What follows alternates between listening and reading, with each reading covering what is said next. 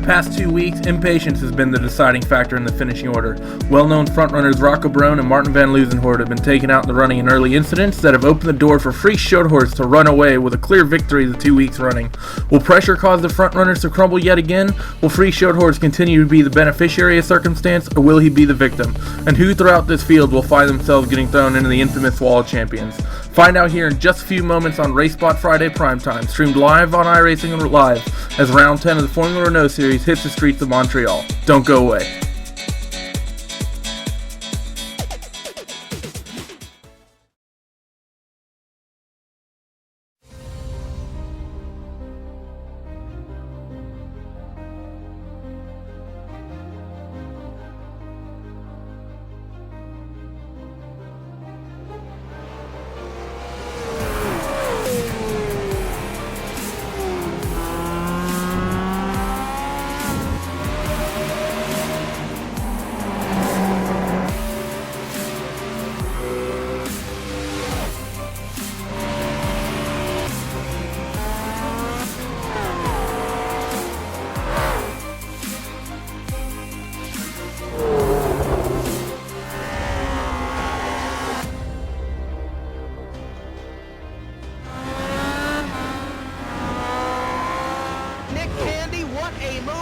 On the outside, contact made, 56 slides it at a 4, who's going to be into the stripe, dead even, give it to Ryan Truex.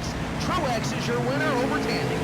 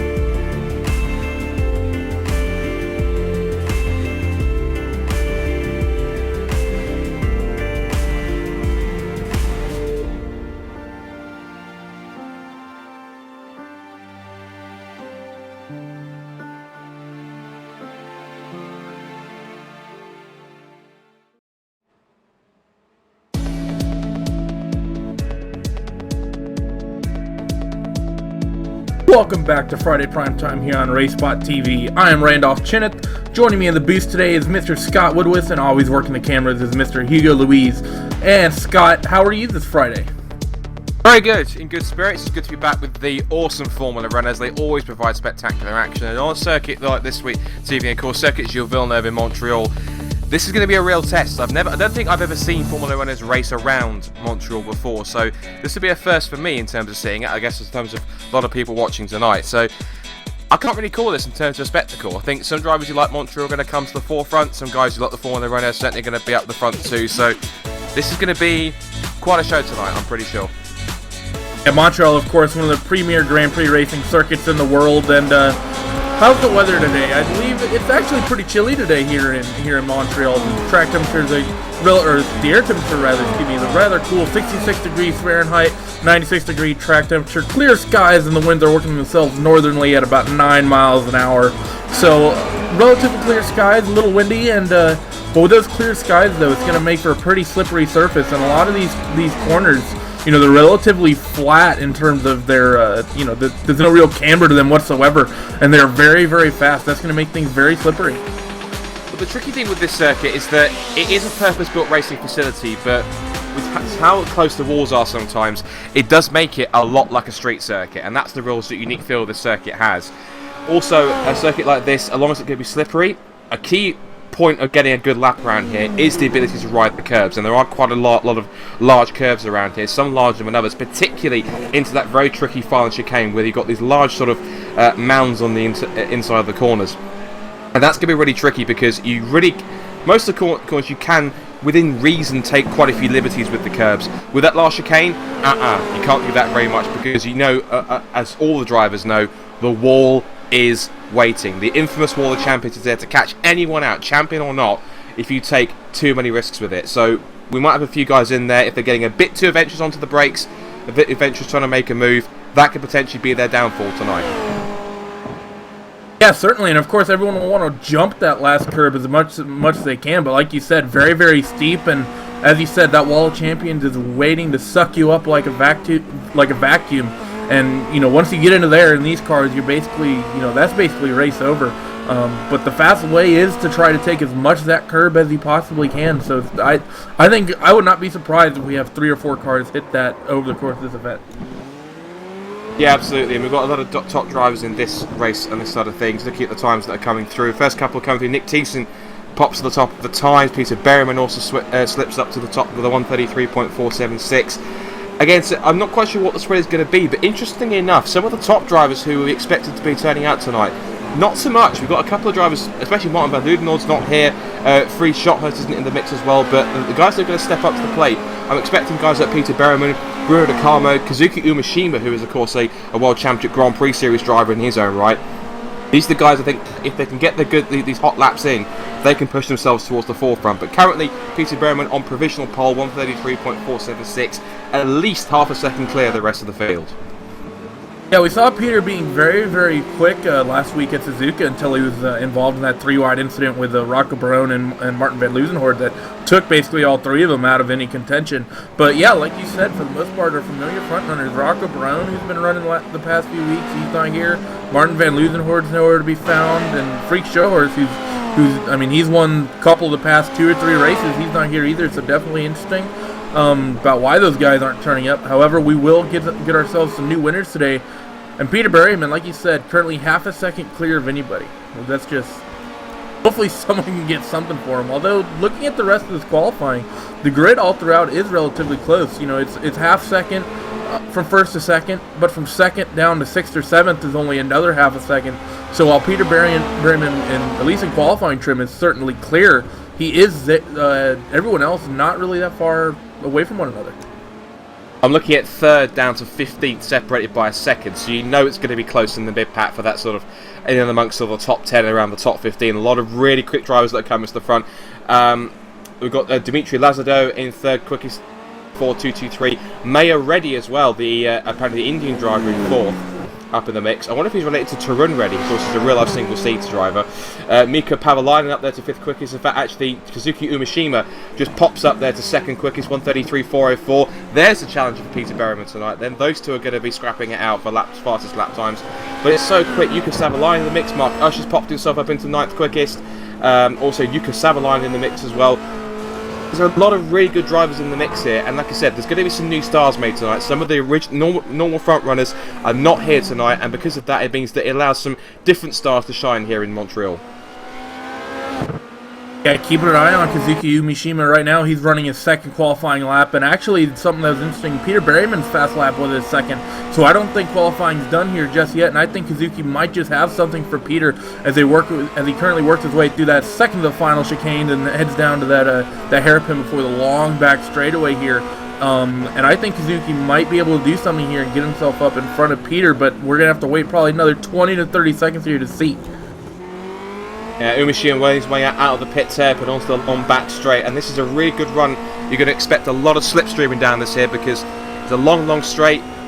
It's one of these circuits where, yes, it's got very much a street circuit-like feel, but it's not one where you have to have Monaco levels of downforce. You have to find a really good balance here to hold the car in the faster corners, but also have enough straight line pace down the long straights. Through the final corner, just about misses the wall of champions on the exit. He will fire the number 5 car up towards the timing line. Will he be able to beat Peter Berryman? The answer is yes.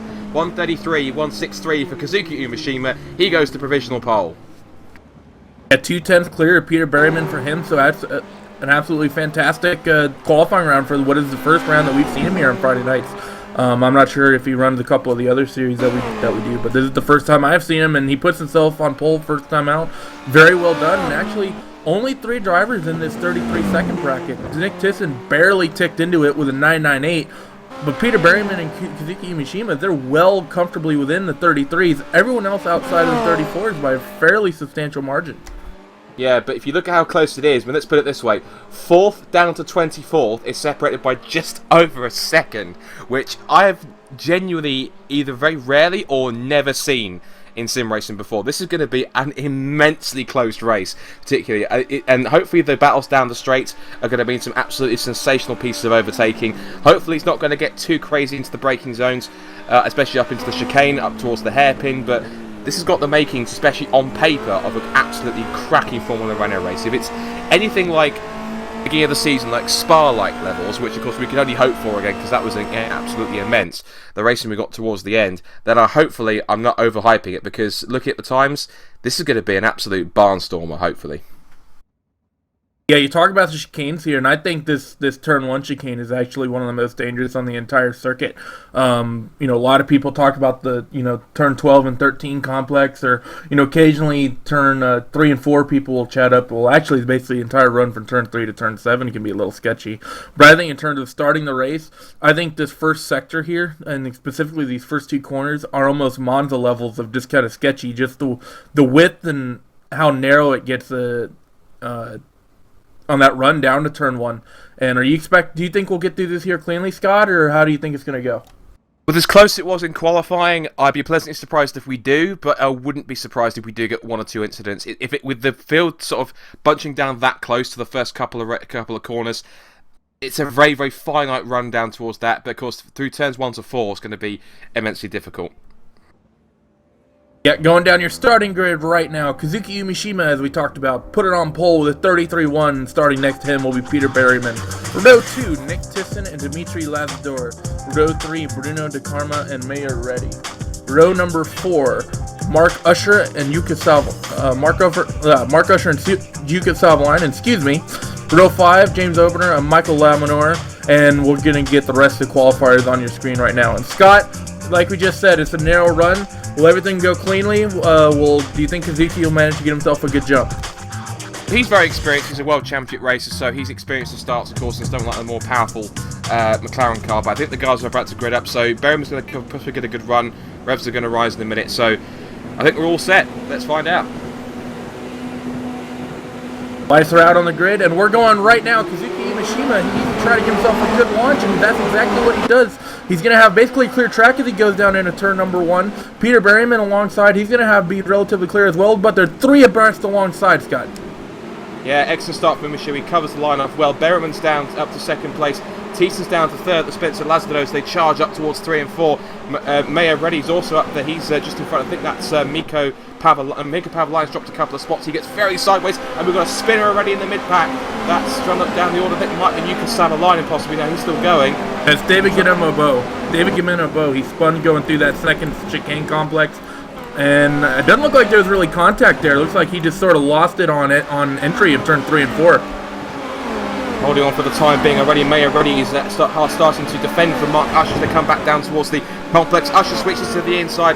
Nice clean pass there. Reddy gave him the space, but Usher went a little too deep. Runs out of room, and Reddy managed to squeeze him out. And also possibly now coming alongside. And that Cosby, I thought it was Mika Pavaline, but it's not. It's actually Yuka Savaline in the mix as well. So many Finns tonight, it's almost don't know where to look.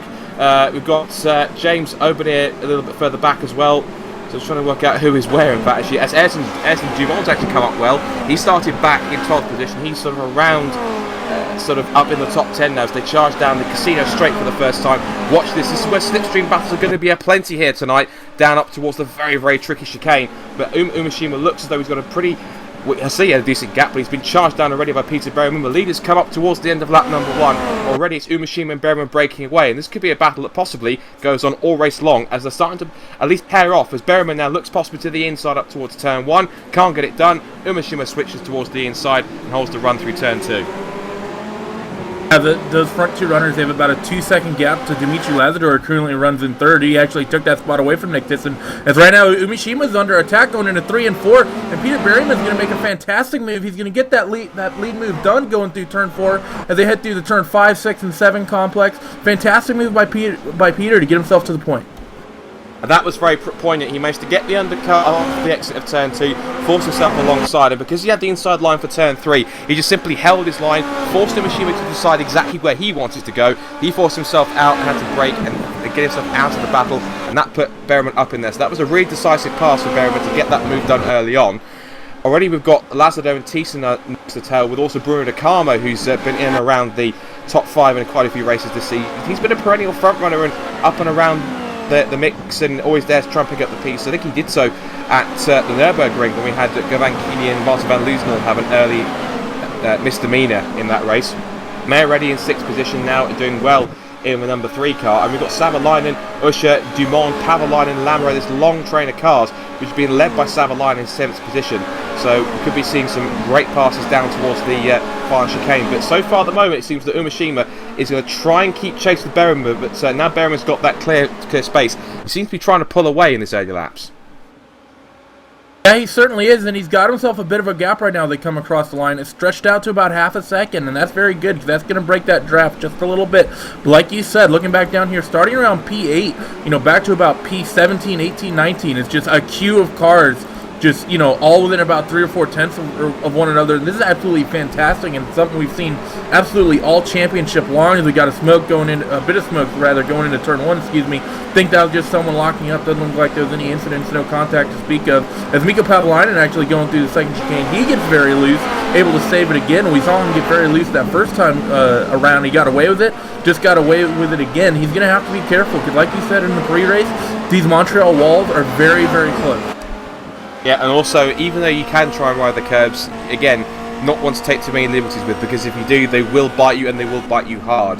Pavalainen just thinking about a move to the outside of Ayrton Dumont as they head through the another chicane up towards what's called the pit head, or the L'Epingle, as it's called on the track map.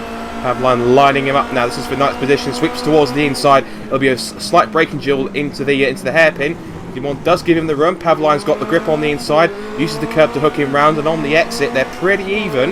It will go side by side down the Casino Straight, and now it's going to be a case of who's got the better aerodynamics, who's got the better straight line speed. It looks as though possibly that Dumont had the better exit and also has slightly less wing on his car, and the 14 manages to push himself in front. I don't think Pavalainen will dive up the inside. Indeed he doesn't. He manages to slot back into order, but this battle we're seeing at the front, Savalainen and Usher are just pulling away from them as well. So everyone's sort of pairing off into pairs now. It's almost tandem racing between these guys at the moment. So lots of individual battles, but so far nothing too dramatic.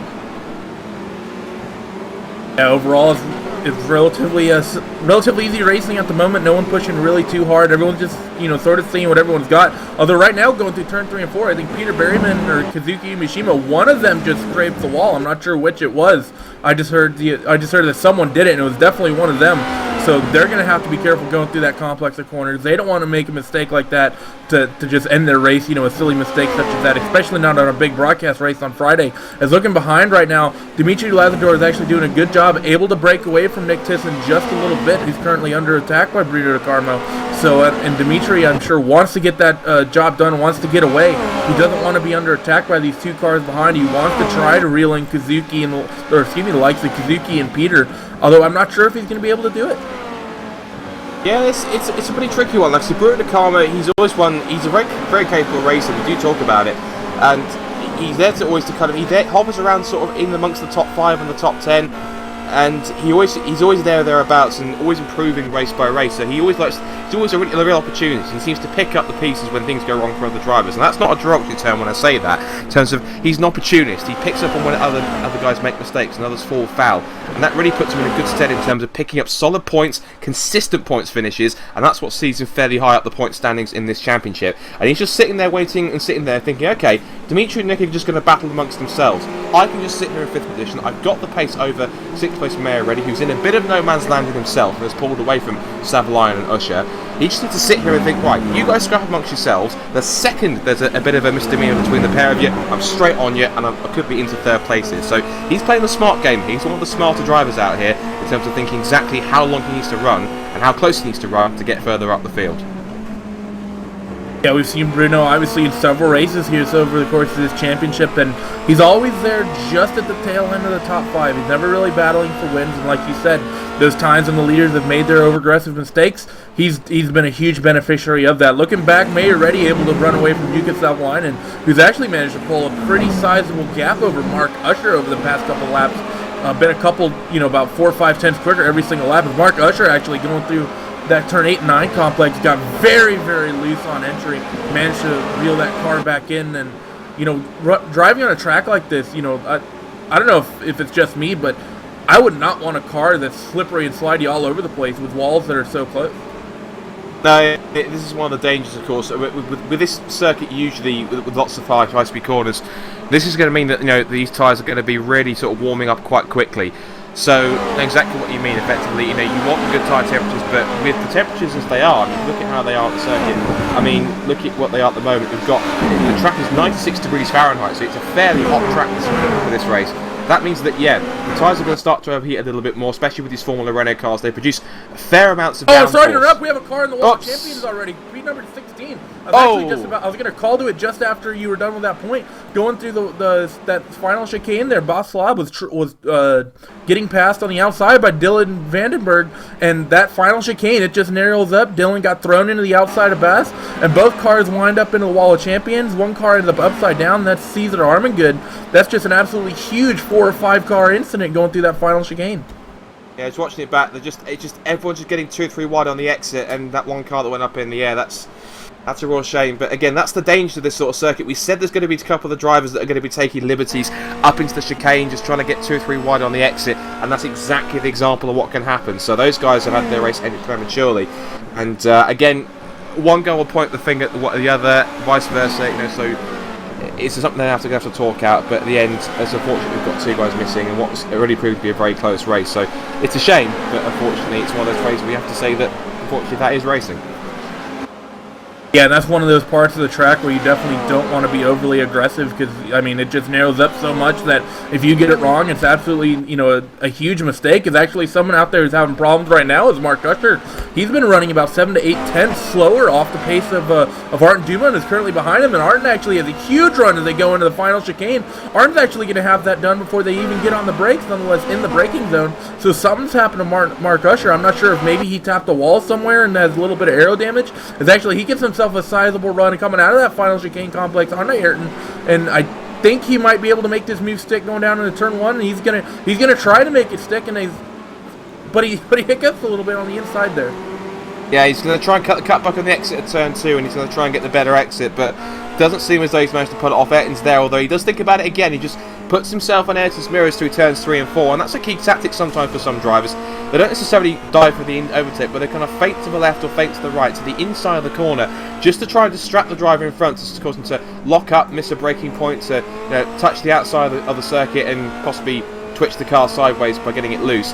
That's a bit of a tactic that drivers use again and again, but also they use that sometimes to kind of move to the inside to clean up the part of the circuit they want to use to overtake. Do that for a few laps, and then when they feel they're close enough, when they feel they're ready, they'll make the move when they go through. But Ayrton was a bit snaky through the complex as they came through out of the chicane at turn 7 and 8, and Usher's got a super little exit up towards the hairpin. He could possibly have a prime overtaking chance. He goes towards the outside.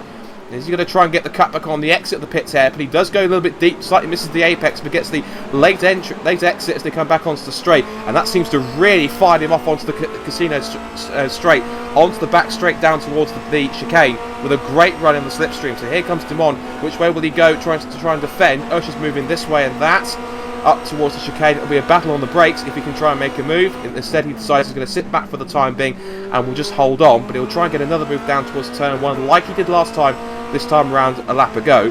He's got to be careful because the likes of Ollie Quoker, Mika Pavalainen and James Urbenier are also in the mix as well, as Urbenier is going to the inside of Pavalainen, and that will be for 11th place. Absolutely fantastic scrapping down in this midfield, and while we were looking at this, we actually missed Peter Berryman while leading. Actually found himself getting into the turn 4 wall on exit of the corner, and Kazuki Mishima has re-inherited the lead, and that car of Peter Berryman definitely has damage after, he hit that wall pretty hard in the very last lap. So Kazuki actually, he's got a 1.3 second gap right now, so draft isn't even going to be anywhere near a factor. Things are just kicking off all up and down throughout this field, Scott. Yeah, great battle for third place is developing now, because Lazado has still got Nick Teese and Bruno De Calma for company, exiting the third of the chicanes around here. And this is really, of course, to be a fantastic scrap for the final podium spot. Thiessen is pretty close here. He might look for another move. He was getting pretty close under braking, but he thinks to try and slot in from where he is.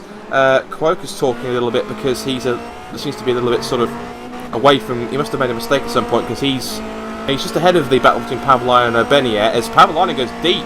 This is over 11th place. Pavalainen goes very deep into the pit's hairpin and loses out to Urbenier, who actually managed to get himself in front. That's for 11th place.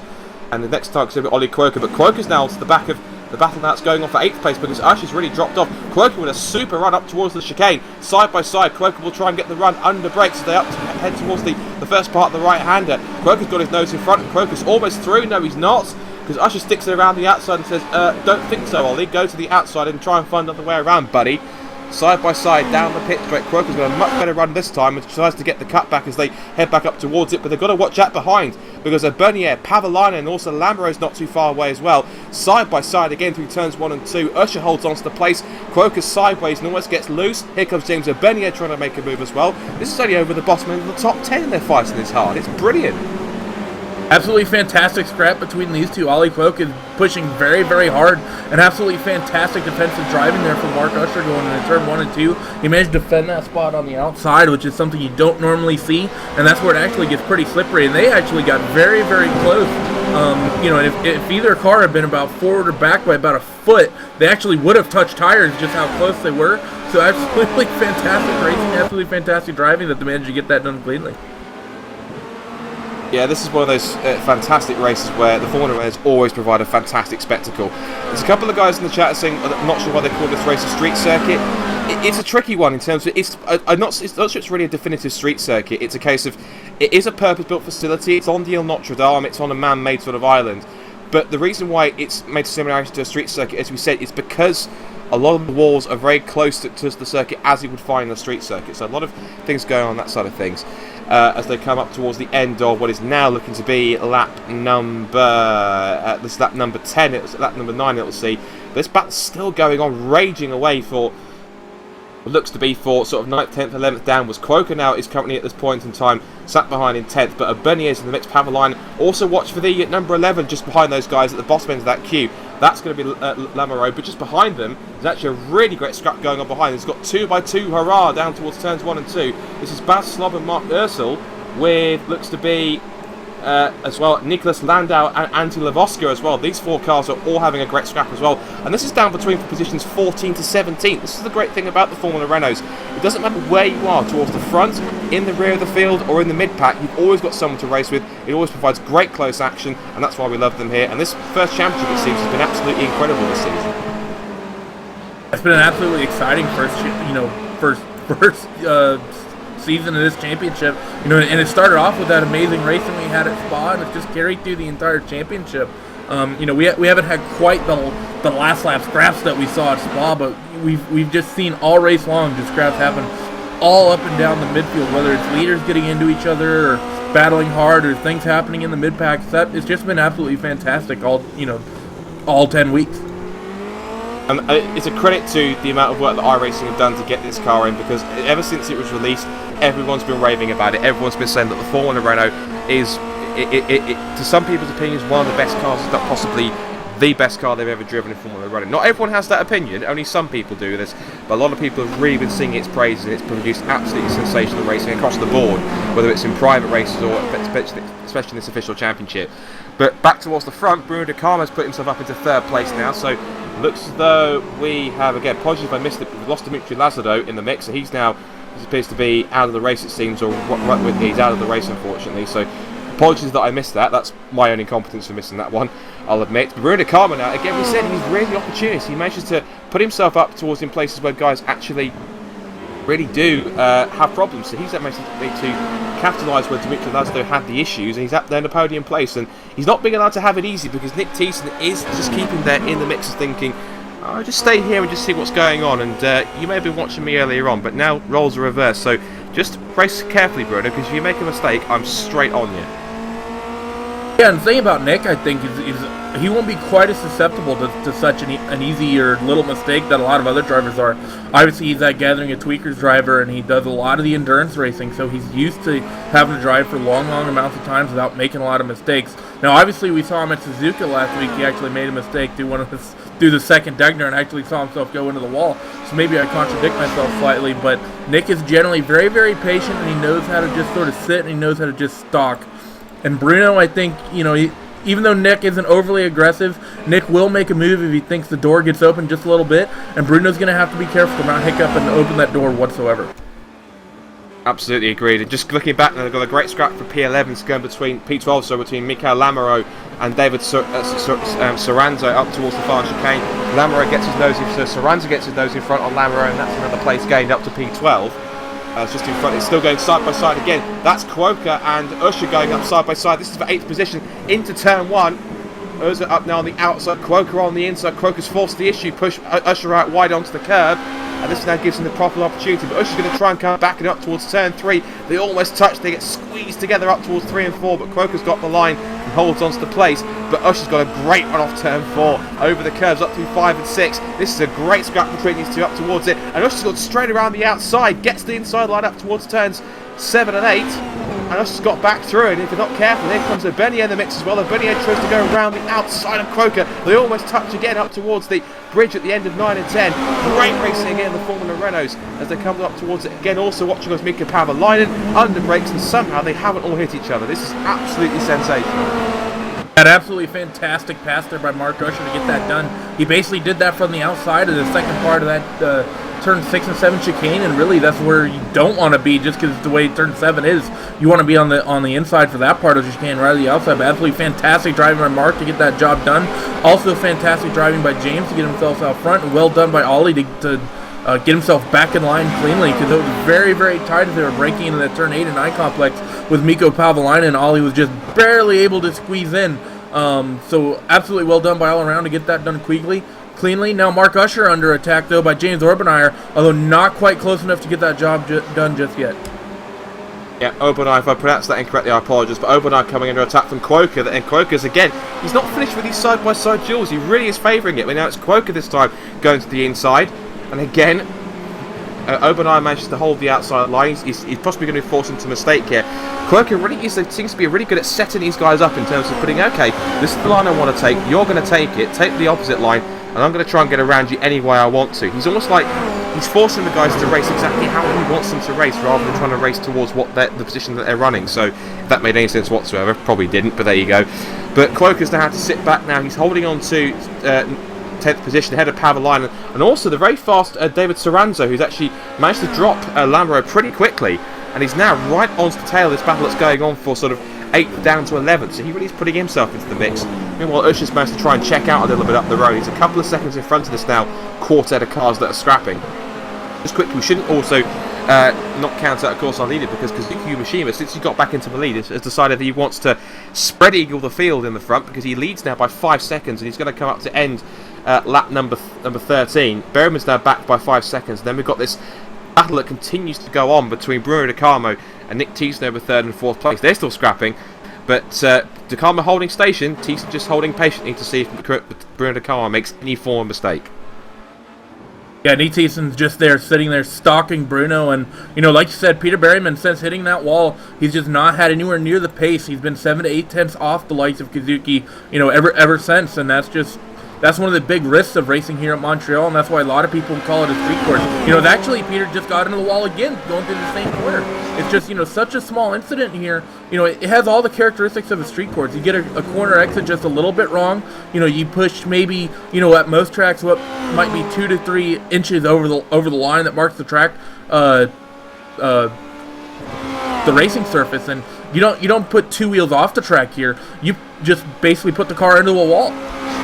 And that's the real fine line these guys have got to take, because you look at some of the corners here, you've got a tiny cut, you say a couple of sort of 2 or 3 inches of runoff or sort of grass to contend with, especially exiting the corner at turn 7, nothing. You've got a curb and a straight wall, and that's the real tricky part of this sort of circuit. That those are the corners that probably you might be obliged to possibly take the most risks with, but if it pays off, that's a real reward. It's a real risk and reward circuit. The more risks you take, sometimes the more awards you get, but you've really got to be careful when you take those risks, and of course, and it can be rewarding if you get them right. And just watching this battle that's still going on, that's going for 9th, 10th, 11th and 12th, and Quokka's now coming under attack from Pavalainen. I think there might have been a tiny bit of contact between the two. Pavalainen nudges the back of Quokka, just saying, come on, Ollie. Yeah, very down the back straight. Yeah, very, very tight there going through the hairpin, and you know, I don't think there was any contact, but it was still very, very close, and Miko definitely locked up to avoid if he didn't manage to touch him. Although right now Miko has quite a run going into the chicane. He's going to try to get this move done on the outside, but Ollie's going to shut the door on him and get the better run, and he's actually going to have a huge run going down the rest of his front straightaway. Miko's probably going to come under attack here by David Saranda. That's exactly what's going to happen. David looking up the inside, going into turn number 1, getting ready to go hard on the brakes right now, and actually Miko's later, but Miko spins. Oh. Miko pushes too hard, and actually well done by Michael Lamoureux to get by there cleanly. Miko collects Baslav. Baslav is who continually just has absolutely terrible luck in this championship. He gets spun around by that car of who was it that spun Miko as well? Yeah, Mika Pavalainen having a pretty nightmare few corners. It all started already when he got the really poor exit by choosing to stick around the outside of the move he was battling with David with Ollie Quoker. He couldn't get it done. He really got a poor exit onto the pit straight. Saranza then managed to make the move, and I think the Pavalainen getting a bit too enthusiastic through turn 1, tried to hold on around the outside, got onto the dirty side of things, onto the marbles, ran out of grip and spun, and then as he tried to rejoin, a very hapless Baslav came through and just got collected. So he's going to feel pretty hard done by, but I'm sure Mika obviously didn't mean that intentionally whatsoever. But the fact is, of course, that both Miko and Bas's race has been severely compromised as a result, and they have to try and carry on at that point in time.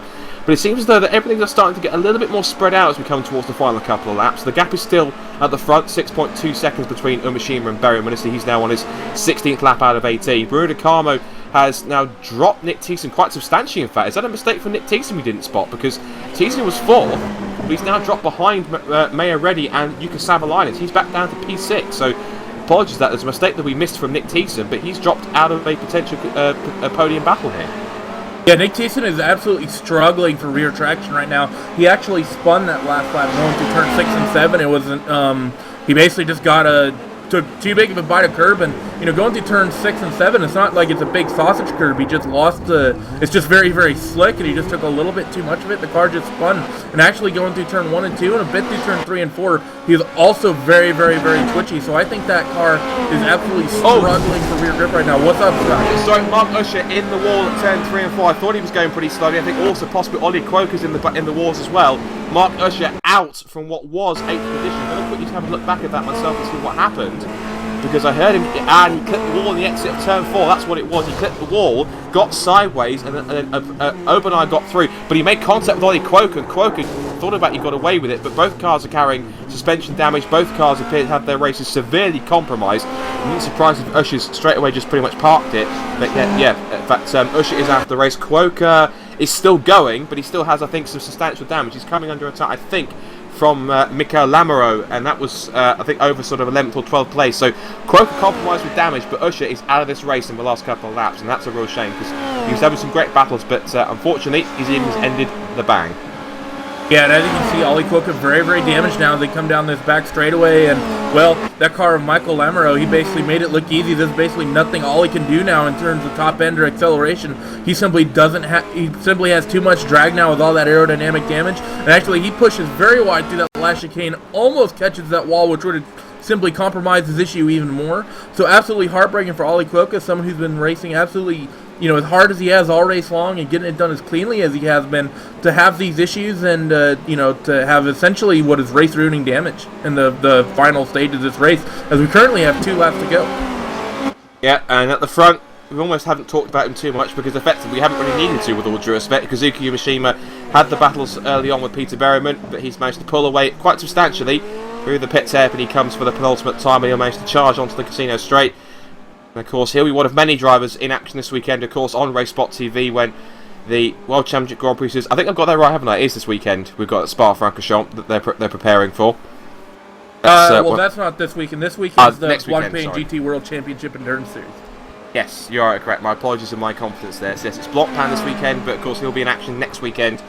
I thought I correct myself for the iRacing World Championship Grand Prix Series at Spa, so he knows all about that as he comes across the timing line to start the final lap here and take the theoretical white flag here at Circuit Gilles Villeneuve. Peter Berryman struggled on with his damage after hitting the wall a couple of times, but he still continues in second place to the tune of about 8.3 seconds. And Bruno Carmo is on his own in third place, with Mayer Reddy and Yuka Savalainen in 4th and 5th.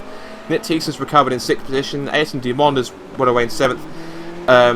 James Obanai 8th, David Saranzo 9th, and Michael Lamoureux in top 10. So it seems as though that everyone in the top 10 is pretty much sort of spread out, and they're all running their own race here. Things the only battle seems to be just below the top 10, where I think Ollie Quoker is struggling on. We've still got Nicholas Landau and Mark Ursel for company, so lots going on as they come into the final lap. Yeah, Ollie's, Ollie's really the last scrap here. Is actually, we have a 3-car scrap here for 12th, 13th, and 14th. Ollie Quokka obviously has all this damage, and he's just under attack right now. And something else to watch is going to be Antio Voska on this last lap. With Ollie holding these guys up, he might be able to get into this, turn this into a 4-car battle. So even though, looking up the top of the field, actually we got a huge problem for Peter Berryman on this last lap. Not quite sure what happened, but Bruno Carmo has managed to get through into second place. We'll have to look back, see what happened to Peter. But, last lap incidents here at this track, like we said, is very, very easy to get done. He did a good impression there of Nick Tisson going through turn 6 and 7. He just took too much of the curb. Car simply spun around.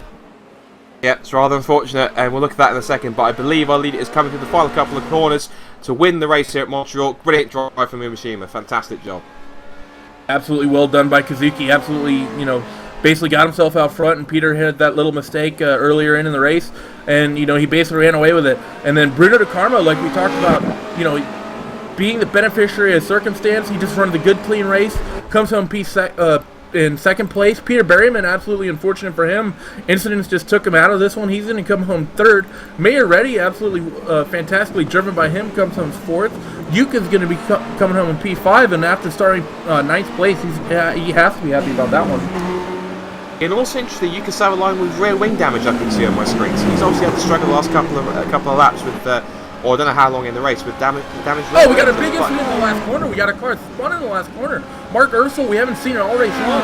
And actually, there's another car there, Antila Voska. They're both sitting in the wall of champions right now, as they're just getting funneled further and further down the field. And if we look at the replay coming down, there was side by side. Quoker was in the mix as well. And this is Ursel's. Ursel's trying to go around the outside, and Lavoska got caught up, and the two of them just hooked wheels. And as much as Ursel can spin his wheels, that's not going to get him out the wall any faster. So that's unfortunate for them. Now, I don't think they got out. They've managed to get out of the wall. I mean, Mark Ursel has anyway. Lavoska has not, I don't think. He's actually still stationary, actually retired from that race early on. So, but Ursel does make it across the line in 19th place. But I think that moment that got probably caught on camera on the replay, probably not his finest moment on RaceSpot TV. No, it's certainly not, and it's just an absolutely unfortunate incident for them. To be running strong just at the tail end of the top 10, and to have to come home P19 after everything's said and done because he got intertangled with another car at the end of the last lap. Sitting next to the wall of champions, absolutely, that has to be hugely frustrating. I think we also were looking at what happened to Peter Berryman. Again, he lost it at turn 6 and 7. We had it on the screen, so that's an unfortunate set of circumstances for him. But even so, he managed to get it home in third place. He ran strongly in the beginning, then got past Machine with him because of the couple of wall taps he had, just dropped down the field. So very unfortunate, but a very fitting winner today, as I believe we have the results on screen. Yeah, running down the finishing order now. Here in round number 10 of Montreal, Kazuki Mishima, well, he gets it done pretty easily with a 15-second gap over Bruno De Carmo, who comes home P2. Again, just racing himself cleanly, and Bruno worked himself up from 5th up to P2. Peter Berryman, who was quick early in qualifying and definitely had pace early on in the race and led at one point, comes home P3. 4th place, Mayor Reddy. 5th place, Yuko Savalainen. 6th place, Nick Tisson. 7th, Ayrton Dumont. 8th place, James Orbanire. 9th, David Soranzo. 10th, Michael Lamoureux. 11th, Mikko Pavalainen. 12th, Nicholas Lando.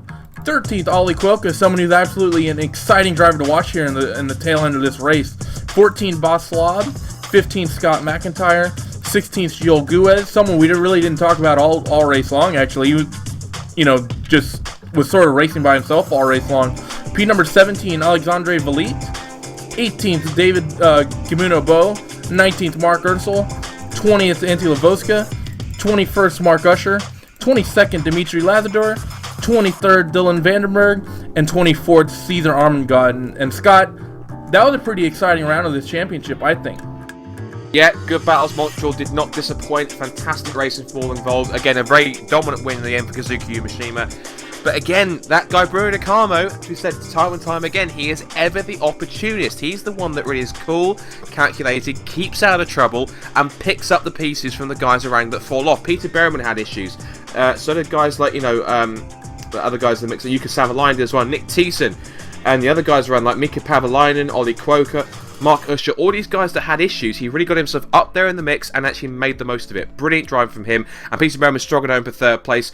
Mayor Reddy, Yuka Savalainen, Nick Thiessen, all these guys getting to themselves a fantastic race. So that's that done. Of course, we're going to look forward to more racing because, of course, tomorrow, and this weekend, in fact, we're going Blancpain GT racing. Yeah, we certainly are. Tomorrow, join us at 2 p.m. GMT tomorrow. The Blancpain GT World Championship Endurance Series kicks off at Silverstone for round number 2. Round number 1 was absolutely exciting with Core Motorsports coming home with the win there. Will they be able to repeat, or the likes of Coanda and perhaps even Radicals, those BMWs, will they be able to strike back at a track that certainly works to their car much better? Find out tomorrow here on Race Spot TV.